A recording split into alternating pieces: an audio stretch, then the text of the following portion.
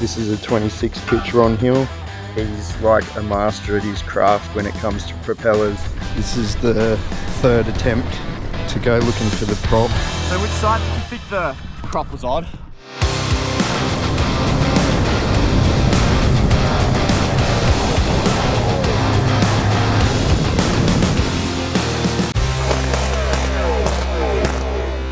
Welcome back, Boatz and the Hood family. I've got a short video for you this week. Couple of weeks time, fingers crossed the boat's going to be back. We're gutting the floor out of my boat, the stringers are coming out, and I'm hanging to get back on the water. So thanks so much for all your support, all your subscribers, all the people that clicked the link. We're at 850, really pushing to hit that 1,000 mark. If you haven't already, hit that subscribe button and hit the bell notification for all the new videos coming. This week's video, it's one of the local boys from the Hood. It's my friend Jaram, and he's a guru at what he does. And we've got a handful of propellers, and he's going to restore them from rusty, beaten up pieces of shit to beautiful works of art. So stick around and check out the magic that Jaram can produce. Oh yeah. Thanks again, Australia Post. Handle with care. Wonder where I should lose this one this weekend. Any ideas? How long will it last? So this is the three props I've picked up. This is a 28 pitch offshore cleaver, brass. You can see there's a few pitted holes in the blades and that there, but Jaram should be able to work his magic. And how you see the prop here now today, wait till you see it finished. Like Jaram said, it's gonna be almost an ornament for a bookshelf probably. This is a 26 pitch Ron Hill. Gonna add some more cupping to it and tidy it up with a polish. And this is an unbeknownst prop that I picked up pretty cheap. Looks like it might scan up to a 24-26 TE cleaver, I think they call them. That's all covered in surface rust, and once again, wait to see how that comes back from Jaram. Do one of those props and go, oh, just put that on my mantelpiece. Yeah, I can't wait to see it. 4 to 6 days later. So today's a pretty special day. I'm here with my local prop guru, Jaram. I feel pretty honoured and blessed to know Jaram because he's like a master at his craft when it comes to propellers, and he's done propellers for my Thundercat, and now he's doing the props for my ski boat. As you'll see in one of the short videos, when I come and seen Jaram and dropped off 3 props, I've come back and he's done all this work to them. I asked him to re-pitch a few, clean up a few. There was some nicks and damage on them as well. They've come up a treat. They're just night and day, and like I said, his craftsmanship second to none. I'll let Jaram explain a bit to you about what he's done with the props and the process that he goes through to make them look so good and make them perform so good. And not only that, he teaches me a lot as well, because with regards to what he can do to a prop as to how it affects the boat in the water also helps me with my setups. He's already a busy man off his feet, so I'm not sure if he's looking for more work, but if he wants to, here's his socials. So Jaram, this is the 28 pitch offshore cleaver that I dropped off. Yeah. And man, it's come up like $1 million. Yeah, so all we did was just put it on the scanner, scanned all the blades up, make sure they're all true. Then we blade matched all the blades to make sure they're all the exact same shape and size. Then I've added just a small amount of cup to the trailing edge to just give it a bit more grip so it doesn't have so much slip. And then balanced it so all the blades are the exact same balance when it's on the balancer. Then after that we take it to the polishing room and we start with a rough sandpaper. Then we go from rough sandpaper to a surface finishing polish, and then we work our way through. There's 3 steps of polishing, and then after the 3 steps of polishing we go to the buffing wheel, and we'll buff it through 2 stages of buffing from a coarse to a fine, and that's how you end up with that finish right there. You get a beautiful, shiny, nice, lovely prop.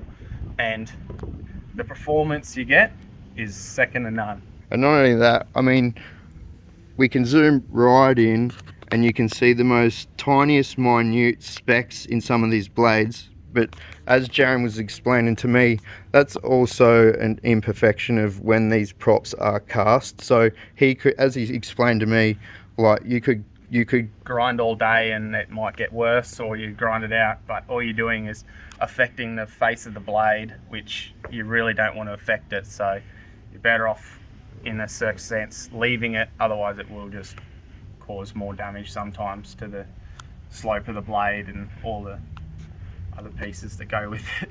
Yeah, So. and in saying that, like you said, that's where someone's expertise comes into play, because someone thinking they're doing something right could actually be doing damage to your prop. So having someone like Jaram that's this experienced, he can make the professional call as to when to stop and when to continue doing something. But this is another one I dropped off to Jaram that I thought was a 24 pitch TE, but he's scanned it up once again.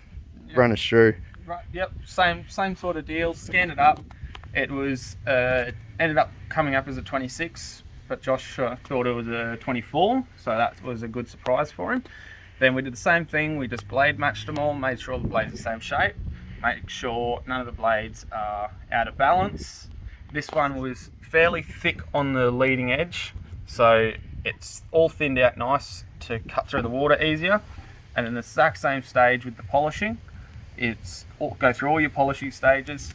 We also come along the back edge here and we sharpened it off to make it grip up a bit, and the same little bit of cup on the trailing edge just to help it grip up.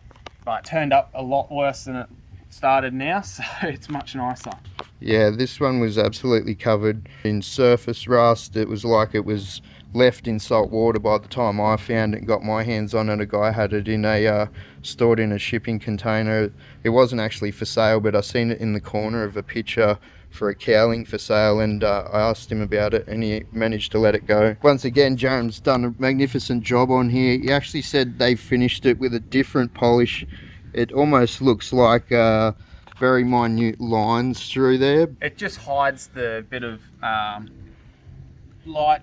There's a little bit of pitting in it, but it's minute, so we just went over with a little bit different polish just to kind of camouflage it a little bit. It's nothing like the pitting's not going to cause any damage, so there's no real use going any extra on it. Saved a bit of time, saved a bit of money, and just went over it with a different polish just to camouflage the pitting. And you said you really thin the blades out too. Yeah, like not many people realise how much weight you can actually save on a prop. Yeah, we lighted up about 200 grams out of the whole blade, so it's not a massive amount, but it's enough to definitely let the blades throw through the water much easier than they started. So hopefully a couple more mile an hour. Once again, Jaram, thanks for taking the time to explain a bit about props to people, because not everyone knows the ins and outs, and it's always a pleasure, mate. Cheers, buddy.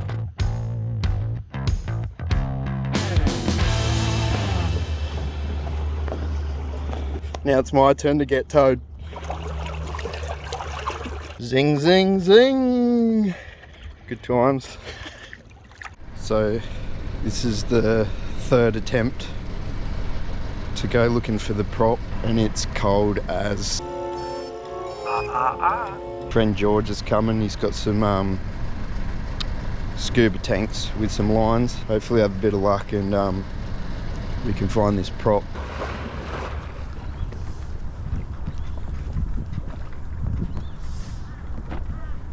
Come on, George.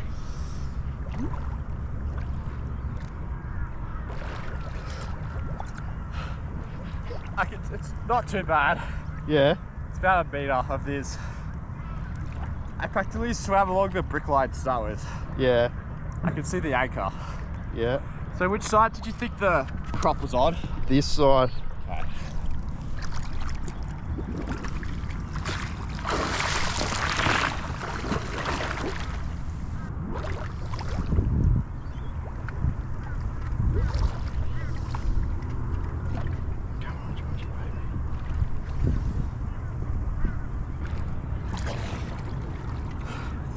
Get lost under there.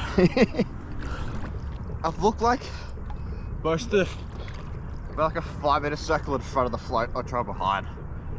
Yeah. It's kind of hard because as soon as you go away from the float, you have no idea where you are. Yeah. But there's nothing down there, just sad. Yeah, I know. That's why I was like, man, if we see it, it should just stand out like dog's balls if you come across it, you know what I mean? I don't think it's soft enough to disappear when it hit. No, I definitely don't think it is because the brick's just sitting there. Yeah, plan B.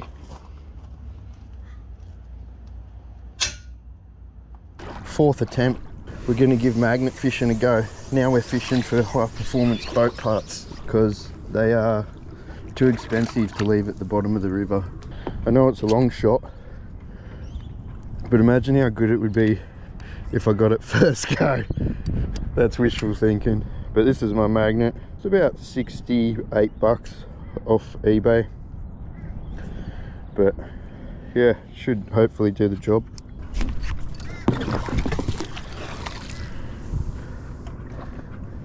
Two hours later.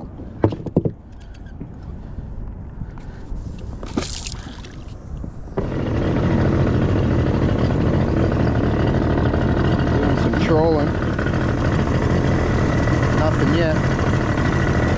Well, day 4.